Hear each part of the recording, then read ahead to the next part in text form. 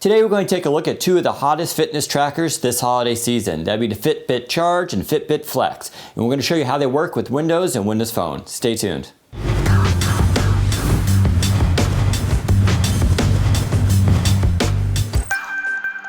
The Fitbit Charge runs for $129 and you can find it at most retailers this holiday season. Overall, it's a great device and it basically replaces the Fitbit Force, which was recalled due to some irritation problems with the band. That has now been solved with the Fitbit Charge, and it's basically the same device. What's nice about it is you get this button on the side and you can have a clock, your footsteps, distance traveled, activity level, and stairs climbed. That last one's pretty important as this has a built-in altimeter, which is one of the differences between that and say the Fitbit Flex, which just counts steps. It also doesn't have a full clock on there. Instead, you have to tap the screen in order to show any detail. But the Fitbit Charge itself is a little bit better. Obviously, you have a thicker band, which feels more comfortable. It's also extremely light. You can barely feel this while wearing it. Battery life should be between 5 and 7 days, and overall, we've been very pleased with its performance so far. You can also use the official Fitbit app for Windows Phone, which allows you to sync directly up to your wearable. Now this app requires Lumia Cyan update with a Bluetooth LE in order for it to work. Scrolling through it, you can see all sorts of information, including your steps, distance traveled, mileage, how many stairs you climbed, and other activities such as exercise, which you can manually input. You can also see your weight and weight change if you have the corresponding Fitbit ARIA scale. You also have sleep here, and tapping that will give you more information. Now what's interesting about the Fitbit Charge is you don't need to actually tell it that you're going to bed or waking up. Instead, it uses some algorithms to figure out when you're sleeping and when you're not. Other information includes food, where you can input how many calories you've eaten and how many calories left you have in order to reach your weight goal. You also have water, which you can input too if you're trying to keep track of that. Scrolling over, you have your friends list here, which shows you all your friends and competing steps. So you can see I'm in third place here. And it's a neat feature that you can basically use as a social aspect of the Fitbit service.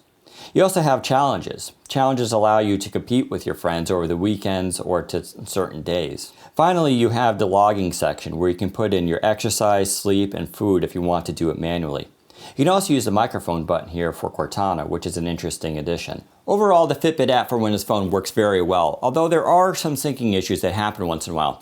It's not so much Fitbit's problem as Microsoft's. Their APIs can be a little bit quirky, and Fitbit has to work with what they're given. Still, it does sync directly with it, and that's really all that's important.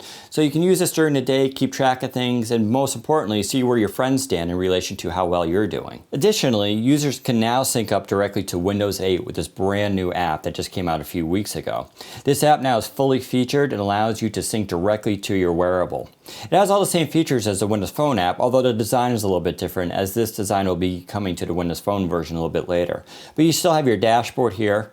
You have your friends list, which is nice and big, and you also have your challenges so you can compete with your friends. Additionally, you don't need to use a dongle anymore, as this can sync up directly through Bluetooth right to the device. That saves you that USB spot on your computer or Surface. So which should you get? The Fitbit Charge or the Fitbit Flex? The Flex is certainly a lot smaller and it goes for $99, where this is an extra $30. Now for that $30, you're getting a slightly larger display that can actually display information such as a clock. So this can actually replace your watch, whereas this can't. However, this is certainly a lot wider, although not much heavier.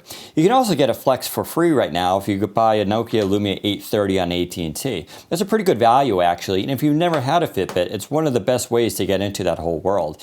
If you're a little bit more serious, obviously the Charge is going to be better as a choice for you. However, even the Charge has a new replacement coming out called the Charge HR, which does heart rate monitoring. That'll be out later in probably January. Finally, you have the Microsoft Band. Now the Band goes for $200 and it's only available in the United States. It's very much a limited device. Battery life is going to be a lot shorter on this. It's also certainly a lot bulkier. So you have to keep that in mind. However, for Windows Phone users, you get full notification support, which is a pretty big deal, in addition to Cortana. The Fitbit Charge can actually do caller ID, although it doesn't yet work with Windows Phone. Supposedly a firmware update will be coming down the road to enable that, but we'll have to wait to see at this point. It also doesn't do notifications, but that's across all platforms. You'll have to get the higher end Fitbit Surge, which goes about $240 in order to do that. That device is also not out yet. It probably won't be available until sometime in January 2015. So there you have it, the Fitbit Charge and the Fitbit Flex. If you'd like more information, just head to Windows Central for our full write-up and get more details. Take care, everybody.